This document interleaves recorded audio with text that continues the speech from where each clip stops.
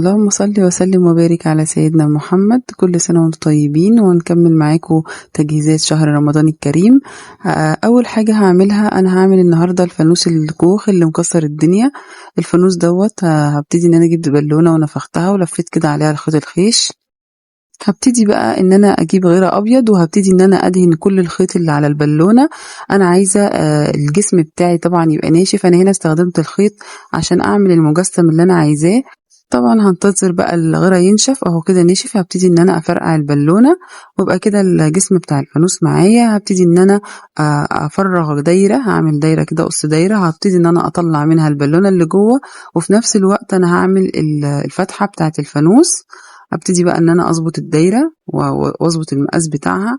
وهبتدي بقى بعد كده اجيب قطع من الكرتون، هقص قطع مستطيلات كده اللي هي هعمل بيها زي الطوب. هبدأ ان انا اطريها بس كده بايدي علشان تبقى مرنة معايا وانا بلزقها على الجزء المدور ده. وهبدأ بعد كده باستخدام الشمع ان انا الزقها كلها على الخيط اللي انا عملته. وهبتدي ان انا ارصها كده زي الطوب بالظبط، ان انا الزق الطوب واللي كل اتنين فوقيهم واحدة لحد لما اخلص كل الفانوس. انا مجرد ان انا عملت الشكل اللي انا هشتغل عليه، انا هبتدي كده ارص كل القطع الكرتون. يا رب فكرة النهاردة تعجبكم، ان شاء الله النتيجة النهائية تعجبكم بإذن الله.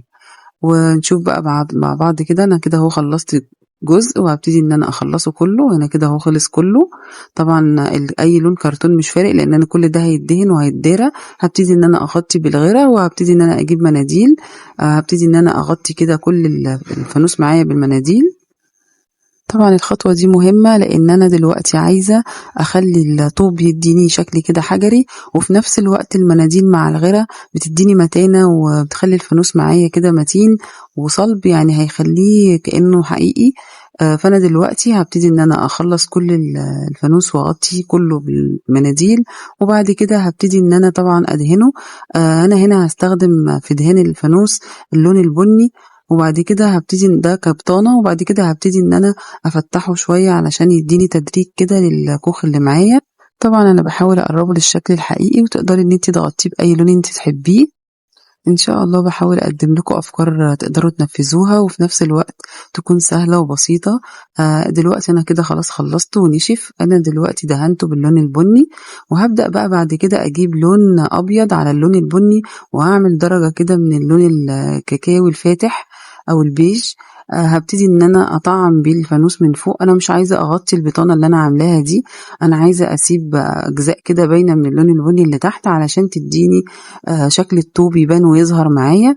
هبدأ ان انا اغطي كده كل جسم الفانوس معايا باللون البيج، وبعد كده هسيبه برضو تاني ينشف، ونرجع نشوف هنعمل فيه ايه تاني. انا كده خلاص خلصته، وهو كده هو خلاص اهو نشف. هبدأ بقى بعد كده اجيب قلم فلوماستر او اي قلم الون بيه. هنا اخترت قلم بني، وبعد كده لقيته مش باين، ابتديت ان انا احدده بالاسود كده علشان يبان الطوب معايا اكتر.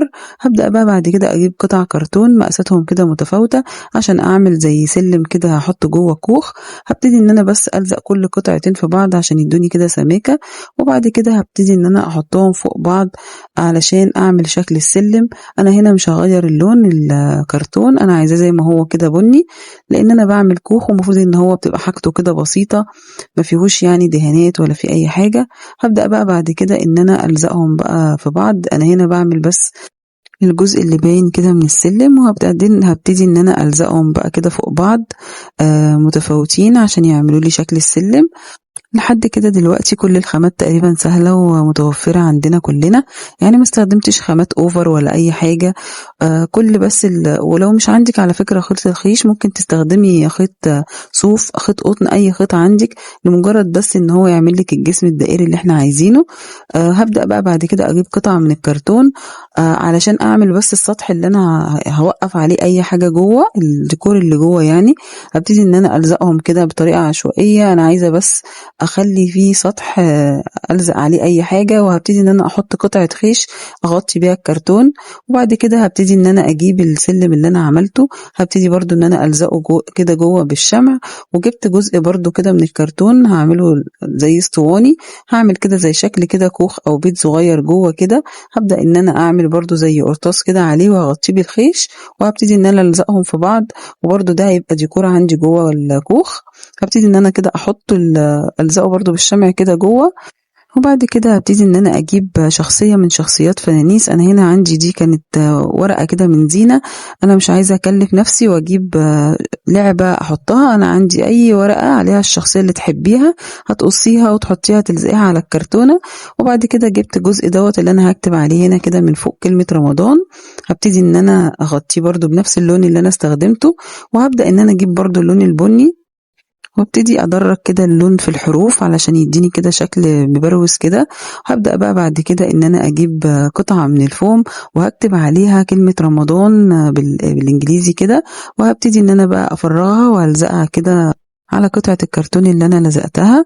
وبعد كده هبتدي ان انا اجيب قطعة من الخيط الخيش، وهبدأ ان انا اشتغلها غرزة السلسلة، ده طبعا كروشيه.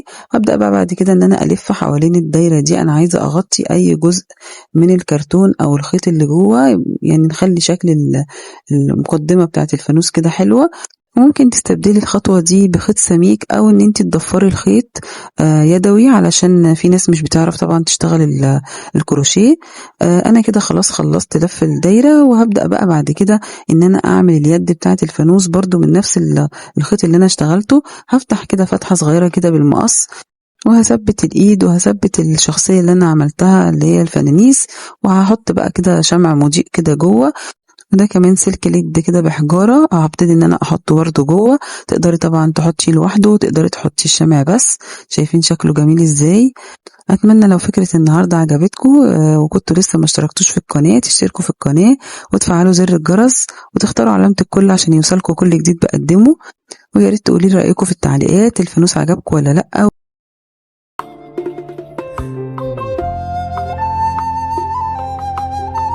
هنكمل بقى معاكم النهارده تجهيزاتنا لشهر رمضان الكريم. هنعمل فانوس ان شاء الله هيعجبكم. انا استخدمت في الفكره النهارده كده كرتونه دي، ممكن تستبدليها بكرتونه علبه اللبن او اي كرتونه متوفره عندك والمقاس اللي انت تحبيه. هبدا ان انا اقيس 1 سنتي كده من على حرف الكرتونه، وهبتدي ان انا اقصها وافرغها من جميع الجهات. انا فرغت كده جهه وادي كده الكرتونه قدامكم. وهبدا بقى ان انا اثبت كده الغطا بتاع الكرتونه، وهبتدي ان انا اثبتها كده كويس بالشمع. طبعا لو الكرتونة اللي عندك ملهاش غطا وتقدري ان انتي تقفليها من فوق بأي غطا. انا عايزة الكرتونة تبقى معايا من فوق ومن تحت مدعمة كويس. هبدأ كمان ان انا هو اجيب قطعة من الكرتون وهبتدي ان انا احطها في كده في القاعدة. هبتدي بقى بعد كده اجيب الشريط ده او هو اسمه افيز، هو ده بيبقى موجود في الاجهزة الكهربائية. بصراحة ليه استخدامات حلوة قوي هتشوفوها. هبدأ بقى دلوقتي ان انا اغطي جسم الفانوس كله بيه، اللي هي الاربع جهات كده من كل جهة. هبدأ ان انا احط الشمع وهبتدي ان انا الزقه كده كويس. انا طبعا قطعته على نفس المقاس بتاع الكرتونة، وهبتدي ان انا اغطي بيه كل الكرتونة كده. وطبعا لما استخدمت الشريط ده هنا معايا كده للفانوس، اولا هيدعم الفانوس وثانيا هيديني كده شكل حلو جدا. هتشوفوا طبعا النتيجة في الاخر هيبقى شكله عامل ازاي، لاني مش عايزه اي فواصل تبان خالص. اهو دلوقتي شكله كله لما غطيته. هبدا بقى بعد كده اجيب عصيان الشيش طاووق. انا استخدمت هنا العصيان الرفيعه مش السميكه. هبدا ان انا ادعم الفانوس بيها كده من الجنب، وفي نفس الوقت هتديني شكل جمالي جدا. وعايزه اداري الفواصل اللي ما بين الشرايط زي ما انتم شايفين كده. هبدا ان انا احطها كده في الاربع جوانب، وهبدأ ان انا اثبت كده واحدة في كل جانب. هبتدي ان انا اثبتها كده كويس بالشمع. هبتدي ان انا اكرر الخطوة دي على كل جنب معايا لحد لما اخلص كده كل الكرتونة معايا. وهبدأ بقى بعد كده طبعا ان انا اساوي اي زيادة عندي. انا كده خلاص مش محتاجة الجزء اللي فوق ده. هبتدي ان انا كده اقصه بالمقص، وبعد كده هيبقى معايا الفانوس زي ما انتم شايفين كده. طبعا انا هنا ابتديت ان انا اجيب كرتونة. الكرتونة دي مقاسها اكبر من القاعدة بتاعت الفانوس بتاعي. انا عايزاها اكبر بحوالي 2 سنتي. وانا هنا استخدمت 3 طبقات لان كانت الكرتونة خفيفة شوية، فحبيت ان انا اخليها سميكة. وهبتدي ان انا اجيب قطعة من الكرتون برضو مقاسها اقل من الكرتونة اللي فاتت. هبدأ ان انا اخليهم 2 برضو مع بعض كده، لان انا عايزاها برضو تبقى سميكة. وبرضو هكرر نفس الخطوة وهعمل واحدة كمان نفس المقاس.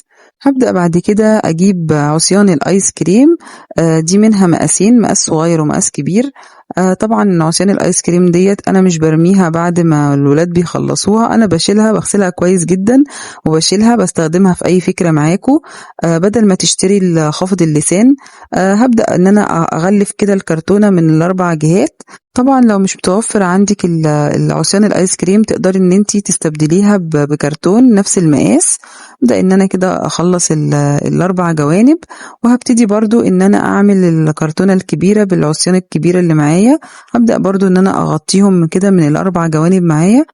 هبدأ بقى بعد كده اثبت الكرتونة اللي انا عملتها دي كده، هبتدي ان انا احطهم على بعض وهبتدي ان انا اثبتهم بالشمع كده كويس. طبعا الخطوة ديت والمقاسات بتاعة الكرتون ده معتمد على الكرتونة اللي هتستخدميها في عمل المجسم اللي احنا بنعمله للفانوس ده. اهو انا كده ثبتهم في بعض.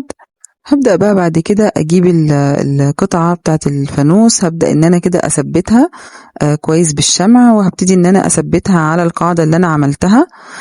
طبعا تضغطي بقى عليها كويس جدا عشان تتأكدي ان هو ثبت معاكي. وهبدأ اثبت قطعة الكرتون هنا كده فوق.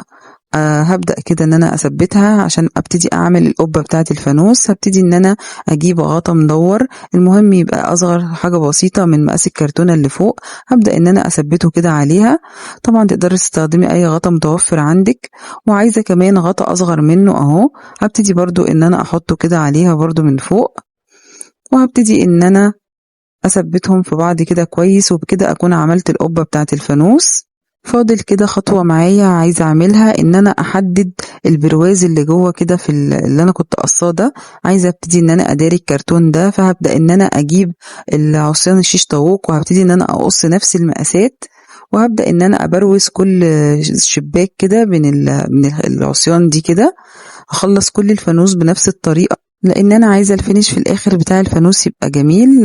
لازم اداري اي مكان للكرتون، مش عايزه يبان الفانوس اصلا ان هو كان كرتون خالص. هبدا ان انا اجيب كده قطع من العصيان الشيش، وهبدا ان انا اعمل اكسات كده من جوه على كل شباك للفانوس، وهبدا ان انا اثبتها كده كويس بالشمع. وهكرر نفس الخطوة في جميع الفتحات اللي انا عاملاها ديت كده. وهبدأ بقى بعد كده ان انا اجيب قطعة من الشريط اللي انا استخدمته دوت، وهبدأ ان انا اعمل بيه يد الفانوس، وكمان لزقت خرز اهو عليه من فوق عشان يبان معايا شكله كده. وهبدأ بقى ان انا اعمل تعريجات كده بمسدس الشمع على كل الجزء اللي انا عملته دوت بالشريط.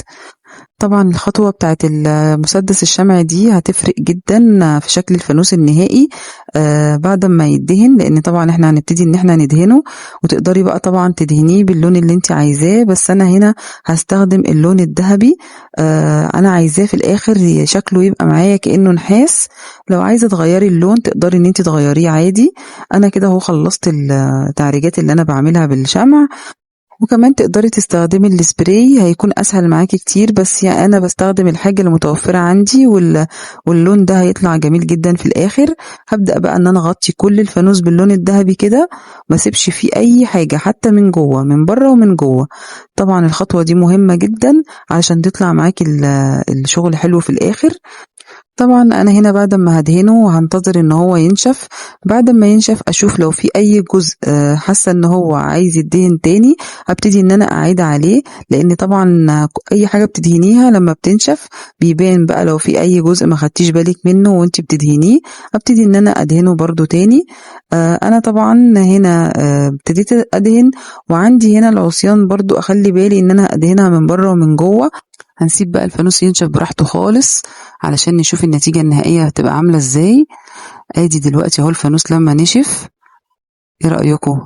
طبعا النتيجة النهائية حلوة جدا.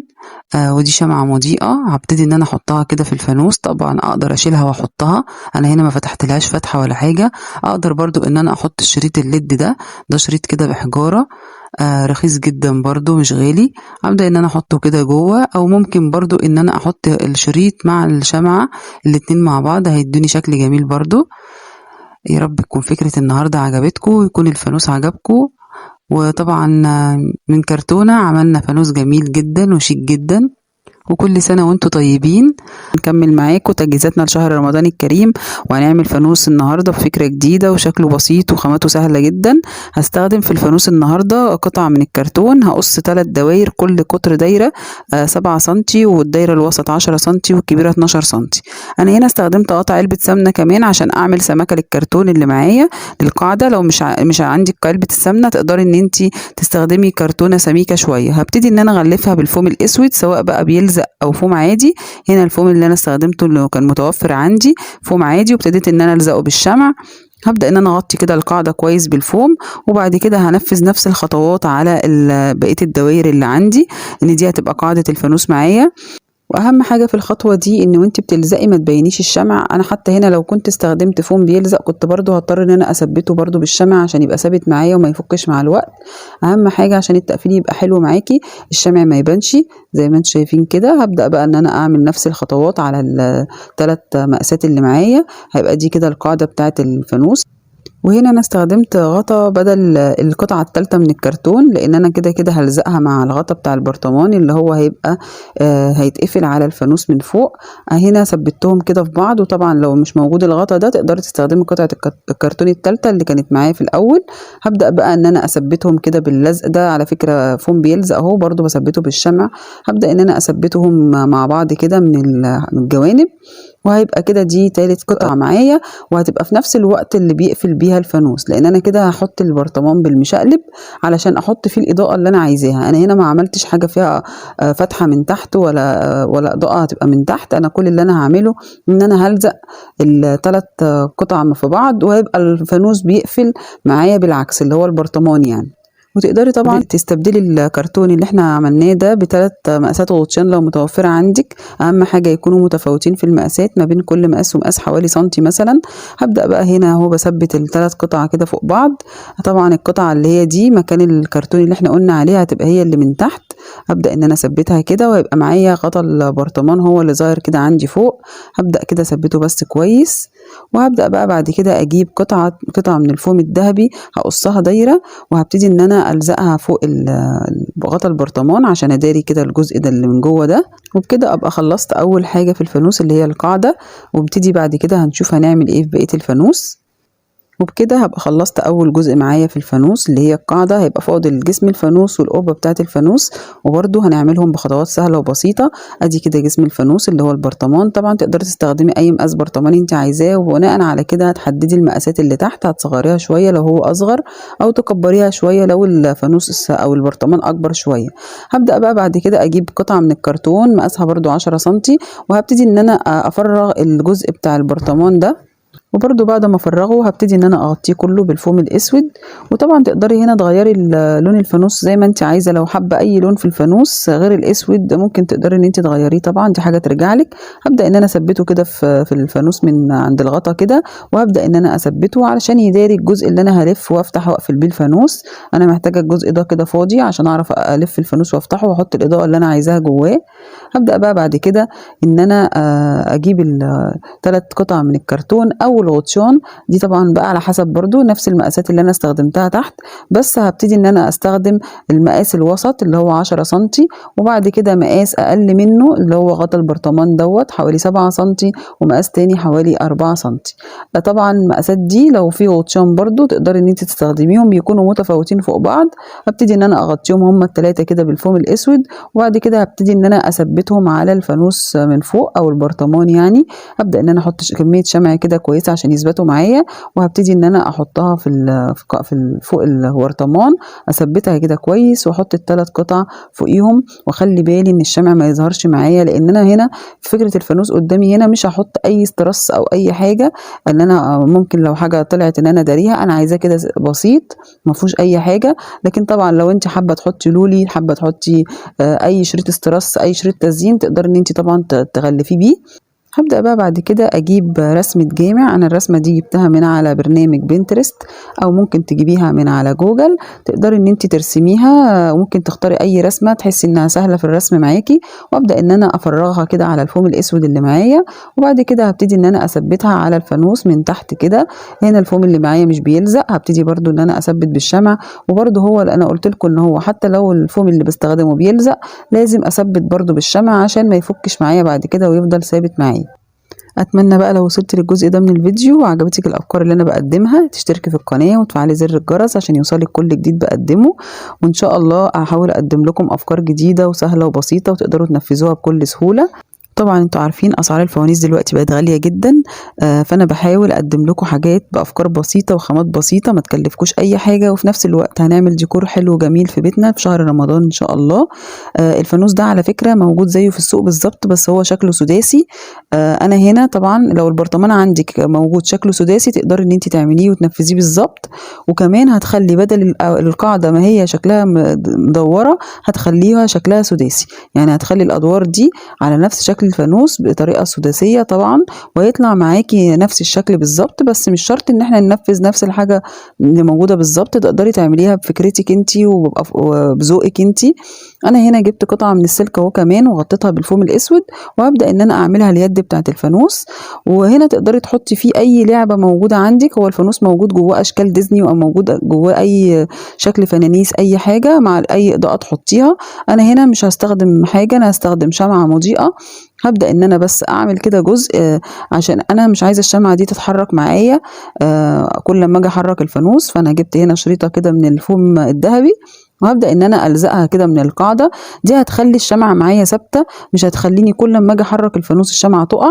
هبدأ ان انا احط بعد كده فيها الشمعة هتبقى ثابتة معايا.